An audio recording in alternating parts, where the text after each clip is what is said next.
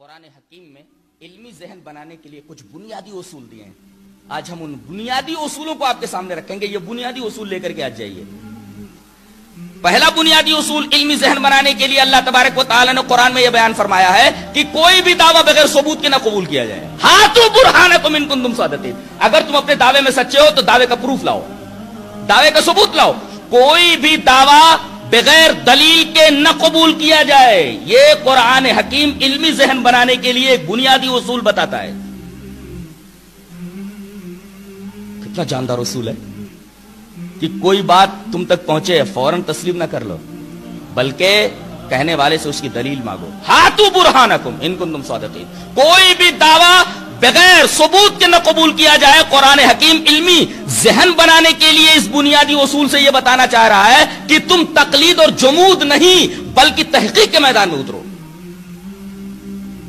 تحقیق ہی علم کے راستے کھولتا ہے, علم کے دروازے وا کرتا ہے.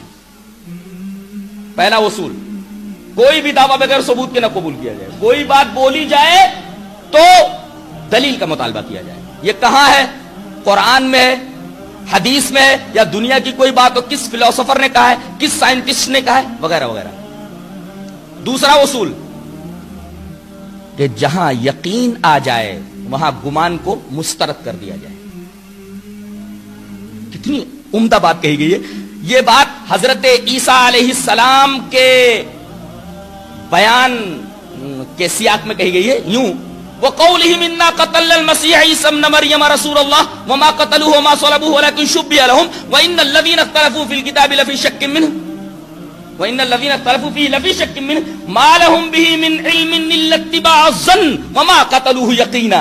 آپ دیکھ رہے ہیں کہ ظن کے مقابلے میں یقین کو لایا گیا ہے.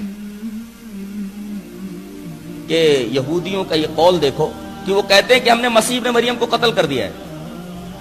لوگ اس بارے میں مختلف ہیں. اب قرآن حکیم بولتا ہے ما لہم بہ من علم, ان کے پاس علم یقینی نہیں ہے, الا اتباع الظن, سوائے گمان کی پیروی کے. وما قتلوہ یقینا, یقیناً انہوں نے حضرت عیسیٰ علیہ السلام کو قتل نہیں کیا ہے, انہیں سولی نہیں دے سکے ہیں. یہ آیت کریمہ بتا رہی ہے کہ جب یقین آ جائے تو یقین کے مقابلے میں گمان کو مسترد کر دیا جائے. کتنی عمدہ بات کہی ہے. کہا جاتا ہے کہ ہمارے پاس بھی دلیل ہے. اچھا, کیا دلیل ہے آپ کے پاس؟ آپ کے پاس سینے پر ہاتھ باندھنے کی دلیل ہے, تو ہمارے پاس ناف کے نیچے ہاتھ باندھنے کی دلیل ہے. اچھا, آپ کے پاس آمین بالجہر کی دلیل ہے, تو ہمارے پاس آمین دھیرے سے بولنے کی دلیل ہے. ارے کون کہہ رہا ہے کہ تیرے پاس دلیل نہیں ہے؟ لیکن ہمارے پاس جو دلیل ہے وہ یقین کے درجے میں ہے, تیرے دلیل میں ضعف ہے. اور قرآن حکیم خود کہہ رہا ہے کہ یقین جب آ جائے تو گمان کو لات مار دیا جائے, گمان کو مسترد کر دیا جائے. اگر حدیث صحیح آ جائے تو حدیث صحیح کے مقابلے میں دلیل ضعیف کو, حدیث ضعیف کو مسترد کر دیا جائے. یہ قرآن حکیم کا بیان ہے, قرآن حکیم کا حکم ہے. اب یہاں حدیث صحیح موجود ہوتی ہے, ضعیف حدیث کے اوپر عمل کرتے رہتے, کہتے ہیں ہمارے پاس بھی دلیل ہے. واہ بھائی واہ, اللہ, ہمارے پاس بھی دلیل ہے. قرآن حکیم بولتا ہے جب یقین آ جائے تو گمان کو لات مار دیا جائے, گمان کو مسترد کر دیا جائے. ما لہم بہ من علم الا اتباع الظن, ان کے پاس یقین نہیں ہے سوائے گمان کی پیروی کے. یعنی یقین آ جائے تو گمان کو مسترد کر دیا جائے. یہ دوسرا اصول ہے. تیسرا اصول قرآن حکیم میں بتا رہا ہے علمی ذہن بنانے کے لیے کہ محسوس چیزوں میں مشاہدہ اور تجربہ کا مطالبہ کیا جائے. بڑی ہی عمدہ بات ہے, بڑی ہی عمدہ بات. محسوس چیزوں میں, جو چیزیں محسوس ہوتی ہیں, دکھائی دیتی ہیں, محسوس چیزوں میں مشاہدہ کا اور تجربے کا مطالبہ کیا جائے. محسوس چیز کے بارے میں کوئی کچھ بول رہا ہو تو آپ اس سے یہ کہیں کہ آپ کو مشاہدہ ہے, اس کا آپ نے دیکھا ہے اپنی آنکھوں سے, آپ کو تجربہ ہے, لیب میں لے جا کر کے آپ نے تجربہ کیا, ایکسپریمنٹ کیے ہیں آپ نے. اس سلسلے میں قرآن حکیم نے ایک بڑی پیاری دلیل دی ہے. میرا خیال ہے کہ یہ ٹکڑا پورے ڈاروینزم کا رد ہے. ڈاروین کے بارے میں آپ جو کچھ پڑھیں گے اس کے رد میں یہ آیت کریمہ, بلکہ آیت کریمہ کہ یہ ٹکڑا پورے ڈاروینزم کے رد کے لیے کافی ہے. ڈاروین کیا کہتا ہے کہ ایک جاندار کیڑا مختلف مدارج طے کرتے ہوئے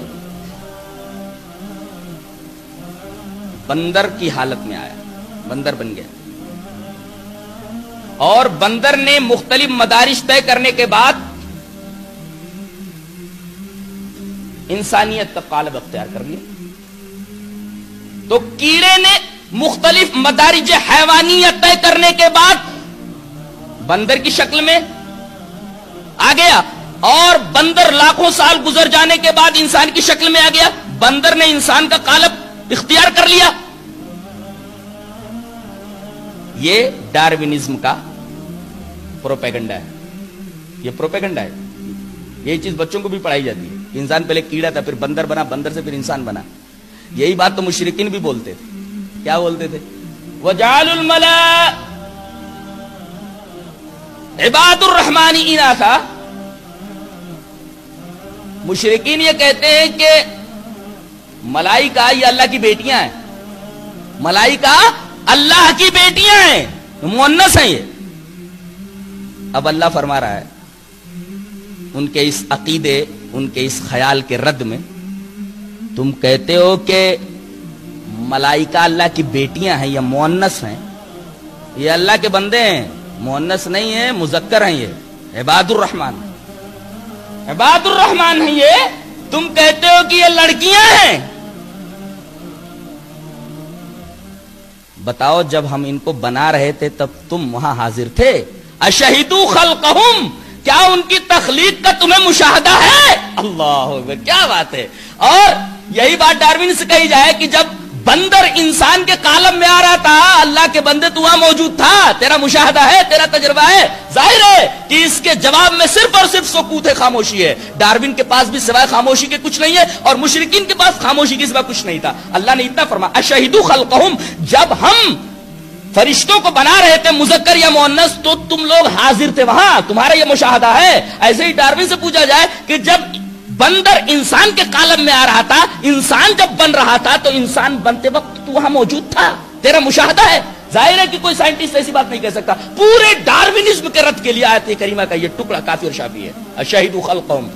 تو یہ تیسرا اصول ہے بنیادی علمی ذہن بنانے کے لیے کہ محسوس چیزوں میں مشاہدہ اور تجربہ کا مطالبہ کیا جائے۔